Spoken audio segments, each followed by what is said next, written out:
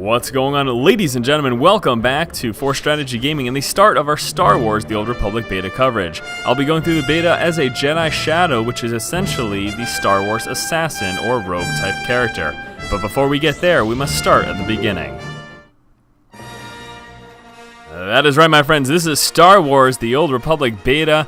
I plan to do full in-depth coverage of basically all aspects of the beta through the eyes of the Jedi Consular, specifying as the Jedi Shadow.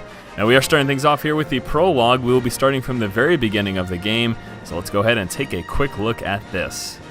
Evil threatens to consume the galaxy. The Sith Empire's relentless assault destroyed the Jedi Temple and drove the Republic's defenders into exile during the last war. A fragile peace has been negotiated, and the Jedi have returned to their long-abandoned homeworld of Tython to regroup and investigate their ancient origins. Now, a wise young Padawan travels to Tython's mountain ruins and on a perilous quest to complete the Jedi trials and master the mysteries of the Force. Alright, my friends, so let me lay it out here for you guys as we're looking at the introduction cinematics here and everything. I am just focusing on this one character class. This is going to be my primary focus. We are likely to take a brief look at the other character classes that are available within the game, but I want to get as focused with this one character as possible, become as knowledgeable as possible on it, and be a good resource for you guys. So if you're interested in the Jedi Consular, specifically the Jedi Shadow, the rogue or assassin type character in Star Wars The Old Republic, then you're going to want to just go ahead and follow and subscribe my channel right now, because this is going to be the place to be at, looking at PvP and PvE aspects as well as gearing, grouping, and basically everything that we can cover through the eyes of the Jedi Shadow.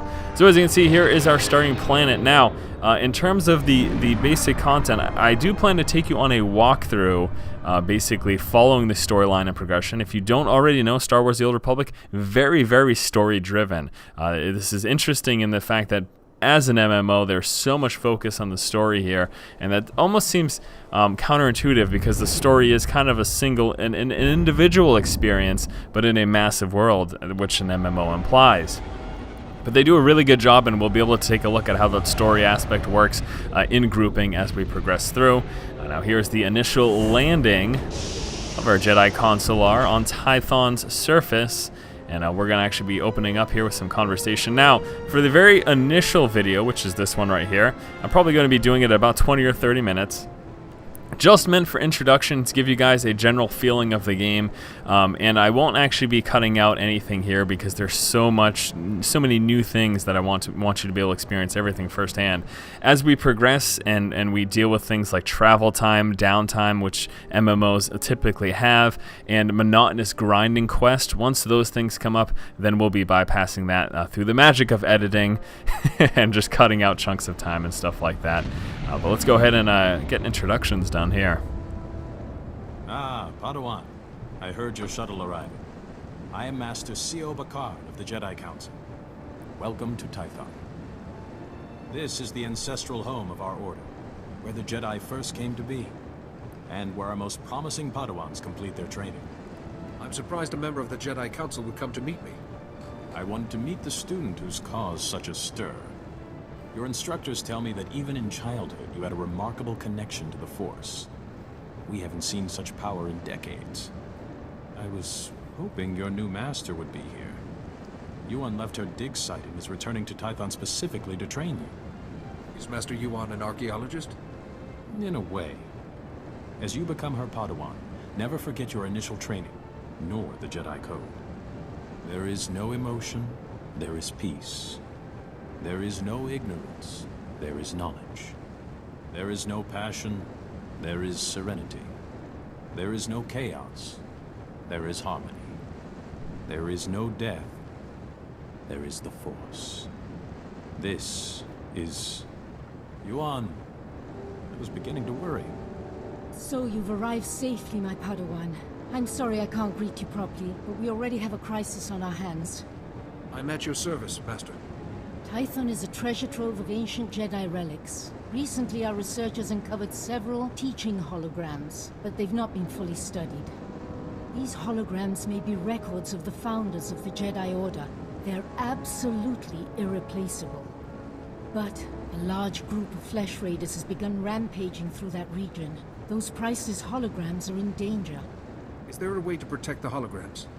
Someone must slip past the Flesh Raiders to recover these holograms' projectors. I intend this to be the first task of your training.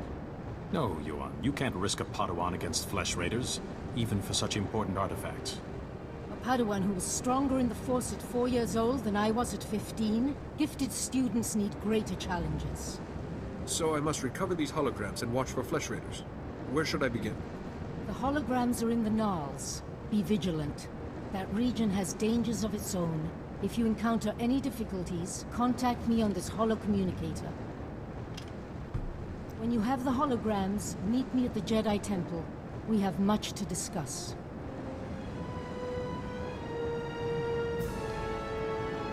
Alright, so as you can see there, immediately upon arrival of Tython, it does appear we are under crisis as these very important holograms have been stolen or threatened by the Flesh Raiders. The Flesh Raider is basically going to be the basic starter enemy here in the starter zone for the Jedi Consular.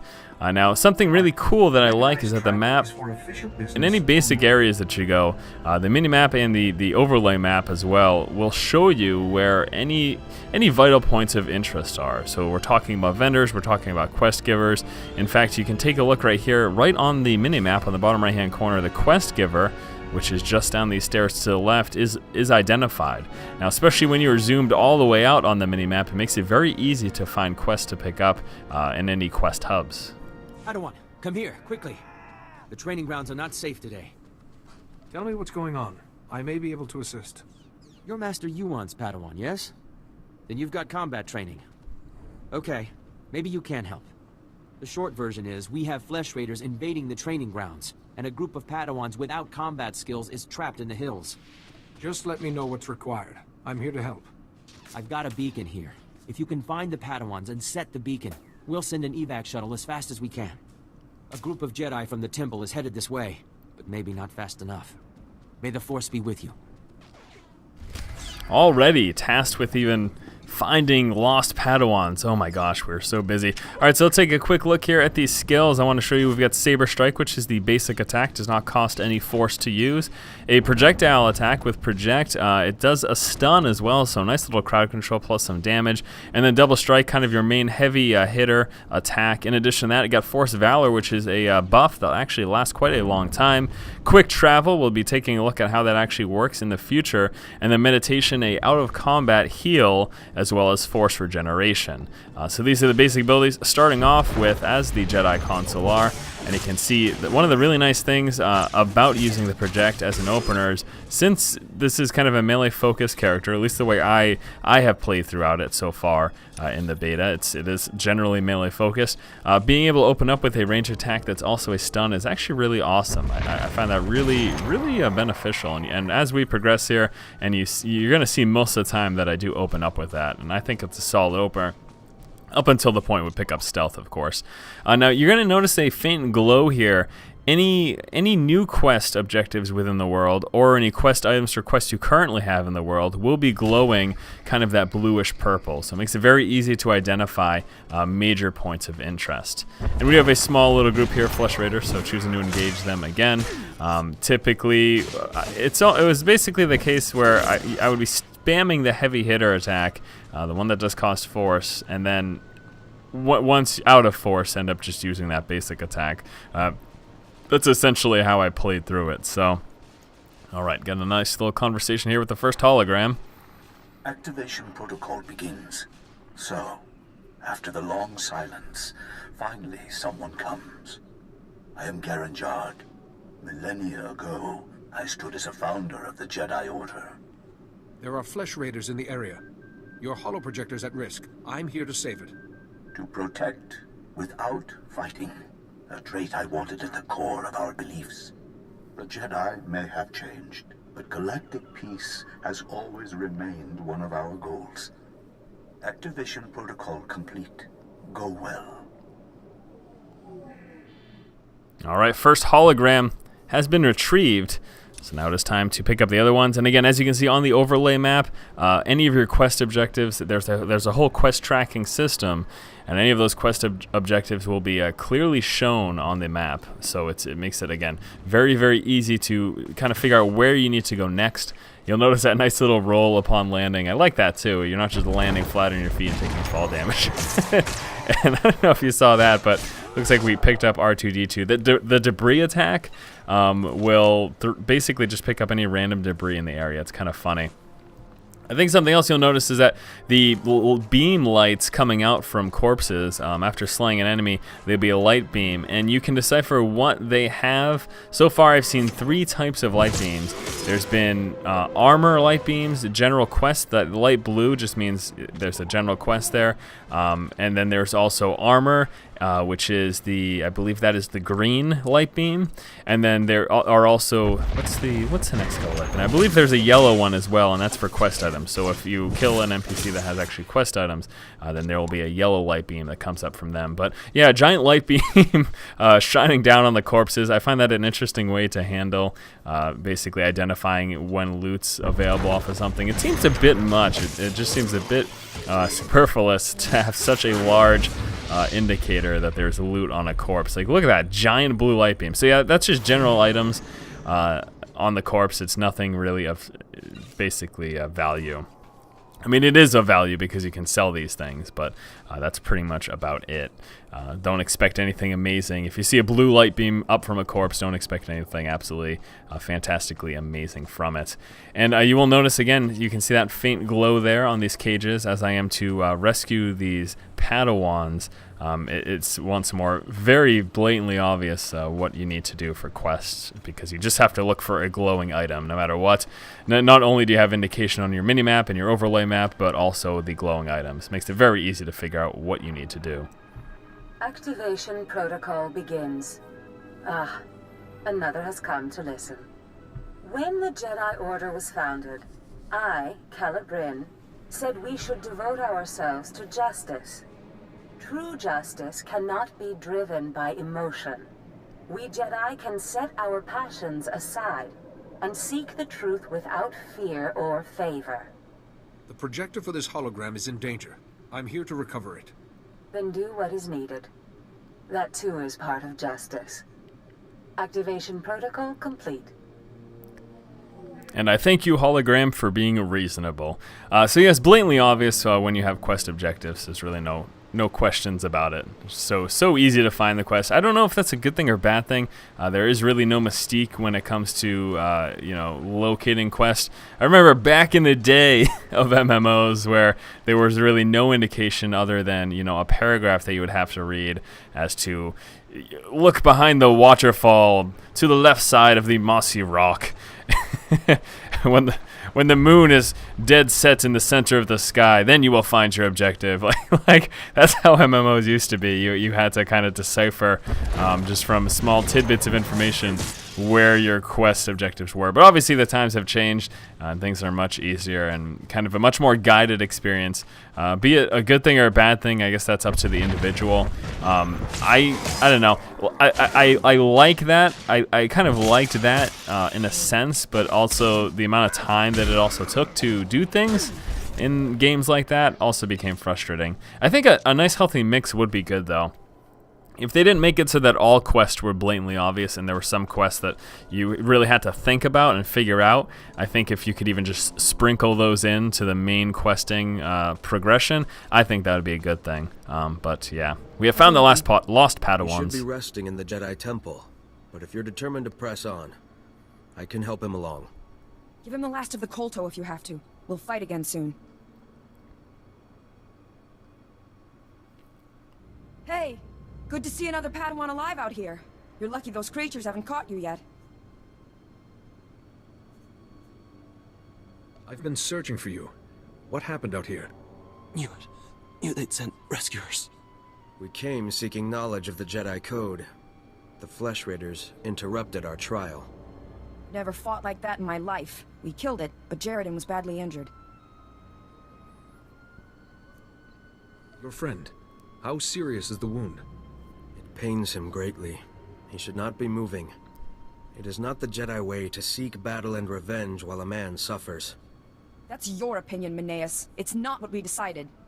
Training or not, a bunch of animals won't keep us from becoming Jedi. Isn't she right? Jedi don't give up, do they? She is wrong. Remember the Jedi Code. There is no passion. There is serenity. That's enough, Meneus. If you want to help us, we could use you. Help make the Flesh Raiders pay. You're walking a dangerous path. You and your friends need to get back to camp while you still can. But we're so close to finishing the trial. No, we are not. I see you have a signal beacon. Leave it for us, and as soon as we have gathered our things, we will signal for a ride back. Alright, so I'm sure you noticed the blue glow there at the top of the screen. You will periodically throughout the course of the game in conversations and interactions when turning in quest or whatever, be faced with a decision of basically following the path of light or the path of darkness. And this is a whole balance system where, you know, the more you choose in one direction or the other, it's actually going to affect things. I believe you can unlock things such as titles, and that is something that we'll be going into further depth in the future. But again, you basically get the decision, hey, do you want to act as a generally good guy or a generally bad guy? And this decision making, even though I'm technically on the good side of the quote-unquote the good side of the Star Wars lore, being a Jedi, it doesn't necessarily mean that you have to make, you know, light decisions all the time. You can make dark decisions. You can be, you know, a Jedi who's really kind of evil at the same time. So that's something very interesting to keep in mind as well. And again, we're going to be seeing some more combat here as I go back to turn in the quest and let the guy know, hey, I found those lost Padawans, fear not. And yeah, there you go. So you can see right there that the green glow as opposed to the blue one indicates that there's actually an item, and you can see that I did pick up boots and I immediately put them on. Now you will notice that there was a glow on the second character and somehow it's gone. It's because I actually have area loot activated. So you not only can you auto loot corpses, but there's a checkbox within the options to actually area loot. So anyone in the immediate vicinity, whenever you loot any corpse, you will pick up that loot as well. And this is just an amazing system. Makes looting much easier, much less tedious, which is always a good thing. I think keeping a game engaging. You know, there's a fine line between keeping things engaging and entertaining, but also removing tedious activities. I think area loot is a good step in the right direction to removing tedious activities. If I kill 10 things and there's 10 corpses to loot, it's kind of just monotonous to have to loot one after the other after the other. And I realize that in general, MMOs can get monotonous, but they don't have to be, at least not all the time. I don't feel personally, so. Activation protocol begins. A new Jedi comes to learn. Excellent. Excellent. I am Ter Senden, Keeper of the Histories, a founder and chronicler of the Jedi Order. I saw us becoming guardians of knowledge and secrets. We Jedi would safeguard the wisdom of the galaxy. I've come to retrieve the projector for your hologram. It's in danger of being destroyed by Flesh Raiders. Saving what could be lost forever. My thanks. Activation protocol complete. Alrighty, third hologram has been retrieved. So now I believe all that's actually left is for us to go pick up that fourth hologram. And that, again, is located right on that overlay map. So how fantastic is that? But while we go there, why not engage a few more NPCs? I personally find myself in MMOs on the way to and from finishing quest, going through quest, and turning in quest. I always like to engage NPCs along the way. I feel like that kind of helps the leveling up process. Like these guys, it's not absolutely necessary for me to engage them, but it's like, hey, you know what, I'm moving in that direction, and it only takes a moment or two to take them out. So might as well get some extra XP, possibly get some loot drops as well, while we continue along the quest. And this guy, again, is going to be another perfect example of that. And while just starting out, you can actually see I just now put on that buff, which is located just to the upper right of the character icon. My character icon in the bottom left, just to the upper right of that, you will see any buffs that your character has, be it elixirs or personal buffs. So, and you will notice here through reading the text, actually upon getting to the location of where the fourth hologram should be, we realize it's been thieved. It's been stolen. It has been removed. So let us contact our master and find out. Get a little conversation. Master Yuan, I've encountered a problem. One of the holoprojectors has been stolen. Stolen? But the Flesh Raiders don't steal, they destroy. I'll look into this. If you have the other holograms, come and meet me at the Jedi Temple. I'm sending you directions now. And please, Padawan, be careful. Alright, so we must go to Master Yuan at the Jedi Temple. And that is actually something we will be doing in the next playthrough. We will be going now to turn in the quest when it comes to finding those lost Padawans.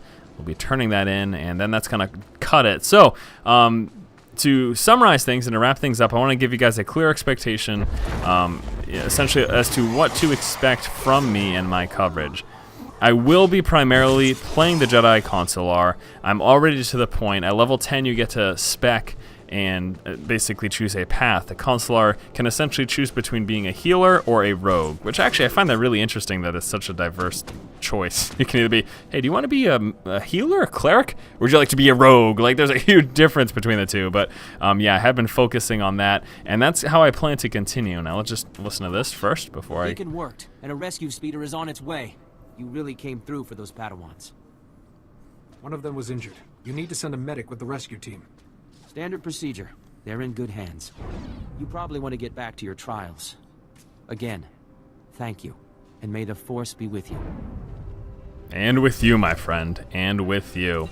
Yeah, so I will primarily focus on the Jedi Shadow, the Jedi Rogue, whatever we want to call it.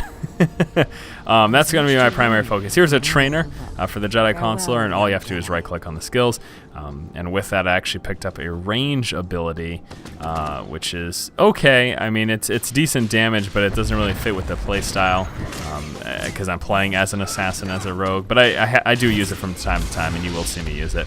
And then immediately I leveled up. Actually, that's why I went out to kill, because I realized I was so close to level. And then I'll go back and actually pick up some more skills here. So what to expect from me? I'm going to be going as far in the beta as I can as a Jedi Shadow, going as in-depth in that character class as possible, but also doing general coverage. I'd like to be able to take a look at dungeons. I'd like to be able to show you guys PvP, general mechanics of the game, and specific class mechanics of the character class that I'm focusing on.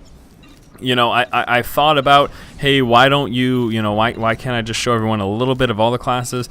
I realize that there are other channels that are doing that, so you guys have that outlet if necessary. But I also realize that if I do that, I'll spread myself thin, and I won't be able to give people as in-depth coverage on this particular character class, the Jedi Consular. And I would like to do that. I think I'd prefer to do that. So that is my plan. That is my kind of planned course of action from this point forth. Obviously, I will be taking input as well, so why don't you guys let me know in the comments below what you would like to see from me in terms of Star Wars The Old Republic beta coverage, and I will be certain to try, at the very least, to get any overwhelming requests handled and covered. So that is my plan. Thank you guys so much for watching this first playthrough. Do keep in mind that in successive playthroughs here, I will be attempting to cut out as much filler as possible while still keeping you guys up to date with the storyline and basically anything that I deem as vital or interesting for you guys to watch. So there we go. Thank you so much for watching. As always, if you like the content, please subscribe. Thanks again, guys. Keep watching and keep owning.